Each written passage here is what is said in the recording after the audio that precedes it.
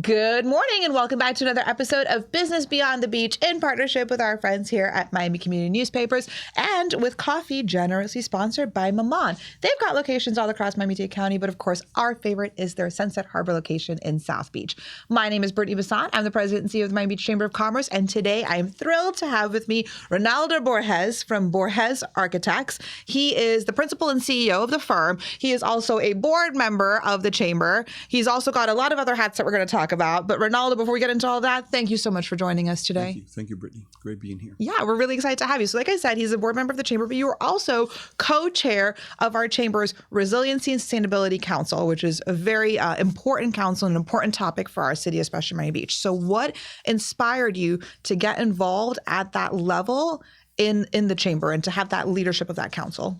Well, I think, look, I'm a coastal architect, right? So I think the responsibility of the architect is to bring our gift to the world, and in this case, to the chamber and to Miami Beach, which is such a fantastic place that I've enjoyed since I was very, very young. So I think, being in a coastal city, I think it's important that the architect speaks, to that issue, to that challenge, to that possibility, because I think climate change brings a lot of possibilities and opportunities for us. Both as architects, community leaders, investors, and so on. So it was, I think, a natural thing, for me to get active and bring my voice and my thoughts. I've always said, Miami Beach Chamber of Commerce is also a chamber of ideas, and I think that's where we focus. We focus on solutions, on ideas, and how to move forward in a way that is smart and is solid, for the investment community as well. That's amazing. And why is this work so personally meaningful to you? Well, look, I just spend the morning with my granddaughter, right? And the more we look at the future, right, the more we look at the children in our lives, and we realize, what kind of future they inherit. As an architect, I take it on as a responsibility, right, to make sure that every project and every moment that we have to educate and inform our clients, our community, our leaders, we should take that, right? And so. For me, is a serious endeavor, right? Because the way we look at the future, the way we design our projects, whether it's resiliency or sustainability, we try to bring a checklist of items that our clients have to evaluate, right? We don't really dictate anything. We sort of provide a platform to think through projects and think through ideas and reduce risk and increase the value of projects. So that's sort of a passion for us at Borges. You talked about your granddaughter, and there was a very famous quote that says that we do not inherit the earth from our parents; we are borrowing it from our children. And I think that resonates really strongly with what you just said about how do we look at the future, because we really are, we are borrowing it from the future generation, and we have to leave it in good shape for them.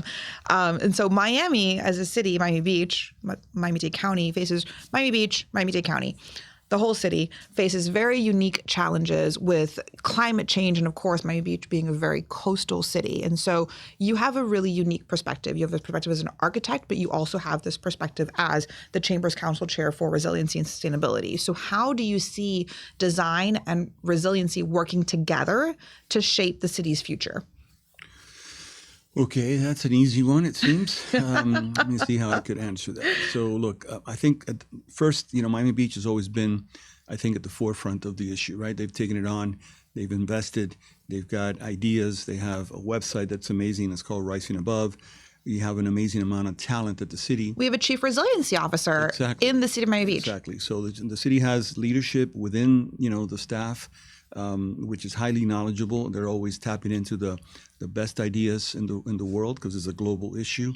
They're learning from the best. They're bringing the best consultants. They're creating criteria and game plans, right, to think through this and invest into resiliency for the city. So I think it's fantastic, to be part of a community that already, the municipality itself is leading the conversation in many ways. We as the chamber try to participate, collaborate, enhance, be critical, make sure that they are thinking through it and that they stay consistent to it, right? Because this is something about, it's like a marathon. What climate does to cities throughout the world, it doesn't happen overnight. It's a long-term issue. So I think the solutions also have to be, looked at in sort of the space of time, and the investment, is significant. So it could get overwhelming, right? So what I try to do in different leadership positions at the chamber throughout, let's say, the last 16 years or so, is sort of bring it to the pillar board, bring it to real estate council, bring it to the board, to the executive board, and make sure that everybody's thinking through it, because it has an impact on everybody's business. Right. Resiliency is at the intersection of all these different industries, right? So if we can't fix that problem, then we can't address some of these other industries. It's a question of futurism. I think that there was an art movement early on in the revolution of the machine and of speed and aviation, where there were a group of architects that became known as the futurists. And right now, futurism is really about understanding the present, the future, and how we could modify what we're doing today and adapt to a future that's inevitable, right? And this is not a doom and gloom perspective. It's really about enhancing the community, embracing ideas, that allow us to live better with water. There's a lot of water. I think it's 75%, 80% of the planet is water-based, right? So we can't, create a condition here where the water is just going to stay away. So we need to sort of see how we deal with it. Now, my profession is really not about, my practice is not about water world all the time. I think about many other things, but, we are working on cutting edge projects really that bring ideas of resiliency and sustainability, and really enhances the investment and the life of the project itself. That's absolutely amazing. So I love hearing that perspective. I love hearing that. And we're going to talk a little bit, because we talked a lot about resiliency. And in a minute, I want to talk about sustainability, because I do think that those two also go hand in hand. But taking a step back, let's talk a little bit about your firm, right? And what you guys have done as architects. And you have worked on just about, your portfolio is extensive and it's diverse. And you've worked on everything from like multifamily residences to sports arenas to health spas. I mean, you've just done it all. So I just learned this phrase, how do you adapt your design vocabulary across such a wide range of projects? Well, it's exciting. You make me feel like I'm having an exciting life as an architect, which I am. It is exciting. And I think every firm principal brings, their experience and their background to the way we manage and we build our portfolio going forward. We've been in business for 26 years. As Borges Architects, I worked with leading firms that really nurtured me and allow me to really gain a broad experience in different types of projects. For our firm, for our community of architects, that we're like a family, it's exciting that we are working at different scales. And one day we may be working on a piece of furniture, another day we're doing a 70-story high-rise. And it's nice to have that range, right? From different prototypes, different uses, and different aspects of our cities, right? Throughout, coastal communities. We're working internationally and throughout the country. So, the world has gotten really small for architects, right? Because with technology, we could bridge and create all kinds of alliances. I have an alliance office in Barcelona. I have another one in Santiago, Chile. I've practiced in Mexico, in the Emirates, in Dubai, Abu Dhabi. So really, the world became small with the issue of technology and how we leverage technology. Can we just pause for a minute and just everything that you just said and the different places that you've worked and the different projects that you worked on? And you mean to tell me that you don't have this incredibly exciting life as an architect? Because that's awesome. Yes, it is. It is. That's incredible. The more mature we get, the more we want to stay around the house with our grandchildren. But, we're very dynamic. Right now, we're moving all over. We just finished a competition in Saudi Arabia that was also water-based. It's a resort, never before seen.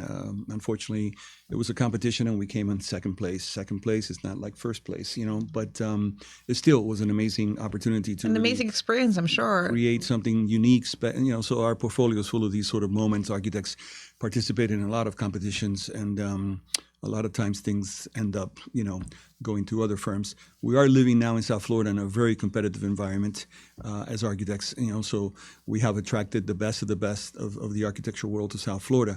And I feel that after 26 years with my own firm, that there is an incredible amount of talent, which we always embrace, because we want to have the best ideas and the best projects for our beautiful community. Right. So we talked about competition a little bit, but I want to talk about collaboration, because collaboration is at the heart of like your firm's philosophy. So think back on one of your most memorable projects and talk to me about how that authentic client-architect relationship influenced that project. Yeah, most recently, besides what I did in the Emirates, which is always full of excitement because, you have collaborating architects there and clients, and you're across the world and delivering things from Miami as our home base. But, we had an established office, and that was exciting. But most recently, with our experience with COVID, we won a big project in Naples, Florida, right? We were able to venture into Naples right at the beginning of the pandemic with a multi-use $400 million project.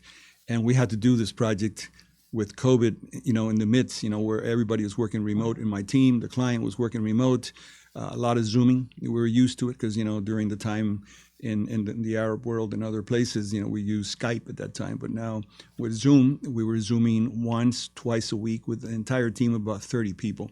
So it was a way to kind of design a project through digital, form, sharing our Revit files through BIM 360, which is a sharing platform. And kind of bringing this team together with Zooms, and it was sort of a live from Miami Zoom show with Reinaldo leading the way, and it was exciting to kind of see how we could put a complex building together. That's a multi-use project with 283 rental luxury units, and then it has 60 luxury condos, and now there's a third phase coming that is over 100 luxury units. So we did this project, and now it's done through COVID. Construction as well, which was kind of interesting to build a building when you still have some COVID restrictions. So that was kind of unique because we were all like uncertain about what would happen at the other end of COVID, and here we are. Everybody's thriving now. The world has discovered South Florida, and it's a very exciting context to keep on growing our firm. That's absolutely incredible. So let's get back to, because we touched on resiliency, let's get back to the sustainability side, because I know that resiliency and sustainability is very, very, very important to you. And sustainability, when we talk about sustainability, that is a growing priority in, architecture and design. And so how does your firm make sure that you guys are implementing sustainable design into a building without compromising like the overall design or the aesthetics of the building, or the creativity that you might have in designing a building? If you bring sustainability effectively to any project, right, it's sort of seamless with good aesthetics, right? It sort of doesn't compromise the experience, the quality of the architecture, the materiality of the architecture. And what I've been focusing on with a lot of leadership at the AIA, both in Miami, in the state, and the national level, is to sort of codify things, right? So it's not up to the individual architect to be at the forefront of sort of sustainability design or resiliency design, but there are codes and standards that allow you to incorporate this as a natural way of designing projects. We know in Florida we have the Florida Building Code, which is a very robust code that we're very proud of. That came after Andrew. We just celebrated the anniversary of Andrew. And we learned a lot, what happens in a big windstorm and storm surge and so on. A lot of that sort of what's codified into the Florida Building Code. There's still a lot of work to be done with codifying these things. So it's not up to the individual architect being sort of a superhero with the client and on his own, sort of pushing ideas, but it's actually something that is standardized and becomes more of a normal process of we understand the risk, we understand we live in a community that is a few feet above sea level. How do we deal with that? How do we reduce risk? How do we make sure that buildings don't flood, that elevator cabs don't flood, all these things that happen with water, that we avoid them, So, I think, again, every project is on its own, right? Miami Beach now has codified single family homes. We're doing a home now that is over 40,000 square feet. It's going to be LEED Gold, and we also have a healthy home consultant working with us to make sure that all the materials from the concrete mix to the quality of the lighting and reduction of EMF frequencies. There are all kinds of factors that come into a healthy home, and this client was passionate about it and really allowed us to really bring our passion and our knowledge and our collaborative skills to design a house that is just, I think, one of a kind right now. That's so cool. That's so amazing. I think that's so incredible. You get to do some really, really fun, exciting things. So when we look at Miami, we look at the skyline of Miami. It's known for bold architecture, and the skyline is ever evolving. And as an architect with a firm, what do you think sets your firm apart in such a competitive market?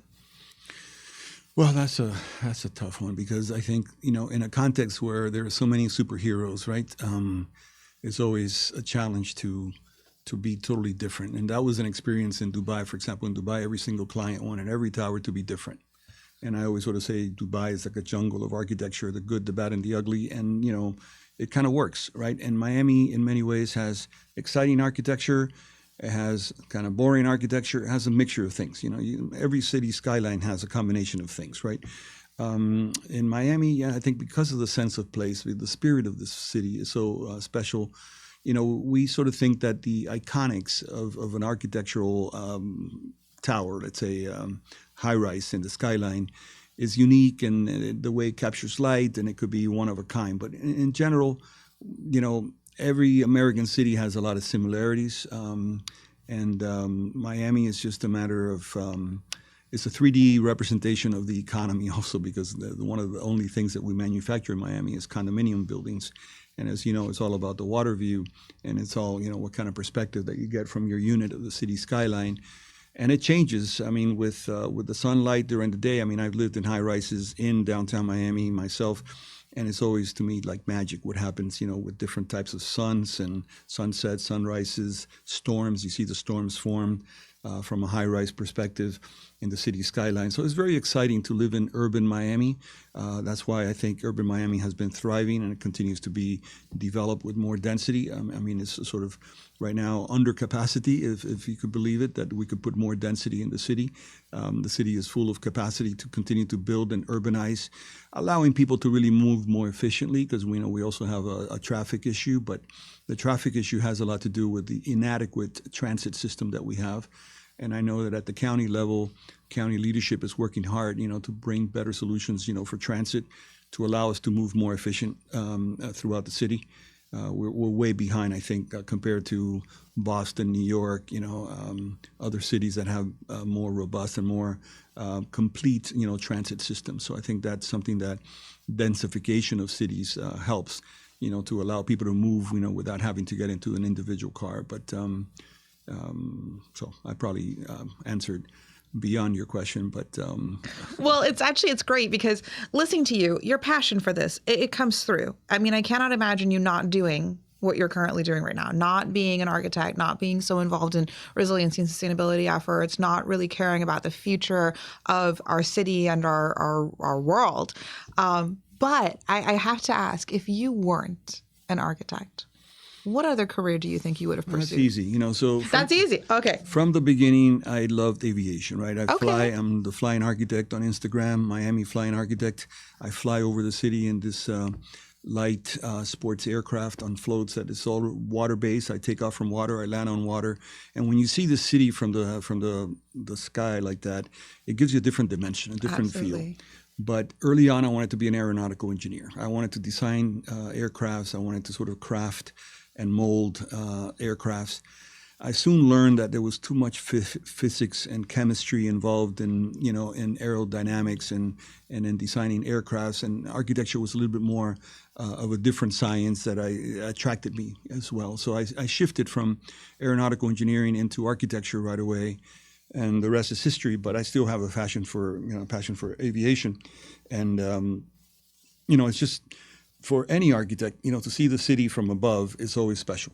Yeah. But when you're in control of this sort of magic carpet that I fly, and you get to go around these beautiful communities up from above, it really gives you a different dimension.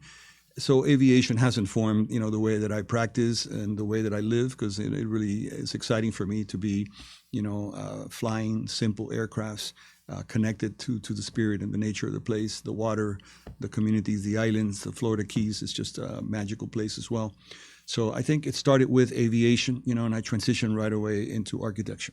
Right. But even in the aviation part, I think there was a good design component there, being an aeronautical engineer and designing aircraft. I think there's always been a design undertone. So I think my passion for details kind of comes from that, because in aviation, you have to think through every little detail, and the mechanics behind the details, the chemistry, the weight, the materiality, and all these things.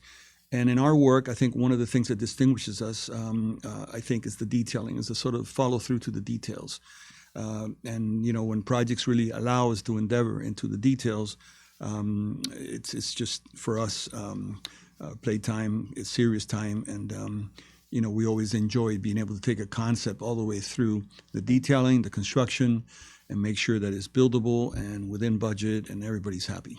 Absolutely. Well, I can talk to you now for hours about this because I think we have sat down for, just a quick coffee. And then I'm like, Reinaldo, I have so many questions about architecture. Tell me about all of these things. So I can do that right now, but we can't because we're getting ready to wrap up. So my last question to you is, looking back on sort of your career, what advice would you give your younger self on building an internationally recognized firm? Have a better banker behind you. Just kidding. So look, I mean, it's an architecture practice is an act of love and care and dedication and years and years, because it takes you about 7 to 8 years to get all the degrees and all the expertise to feel like you're going to start a career. But it's always, sustaining the practice, because you have to balance, your design skills, your management skills with your business skills, and be able to attract the work and the clientele that is going to allow you to thrive. We're nothing without our sponsors, which are our clients. And, in school, you never take business courses as an architect. You tend to just take architecture and history and art classes and things like that. But I think, learning a bit more in school, in that environment, about how you run a business, how you grow a business, and these are things that are important and key to thriving, in a very competitive world. I've learned that, through my own initiatives and kind of bringing business consultants to kind of look at the way we do what we do and make sure that we're doing it within the standards of the industry. And beyond that, we're always trying to be cutting edge.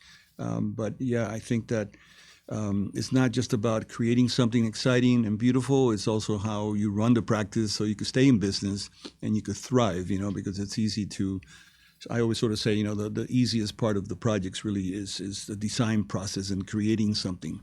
The most challenging thing always is sort of the business aspect of things, and sometimes the humanity of clients, contractors, and everybody that gets involved in collaborating with us in our projects. Yeah, that's a great perspective. It's something that I don't think a lot of people think of too much. The business side of the architectural firm. Like you have the design side of it. Have But to there's be also well the business balanced. side. You know what I mean? Balance is key. Balance is very much key, and I think that's a great way to sort of end this segment with you. So thank you so much, Reinaldo, for joining me, and thank you guys for tuning in and listening and watching. This has been another episode of Business Beyond the Beach in partnership with our friends here at Miami Community Newspapers, and of course with coffee generously provided by Maman. They have locations all across Miami-Dade County, but our favorite is their Sunset Harbor location in South Beach.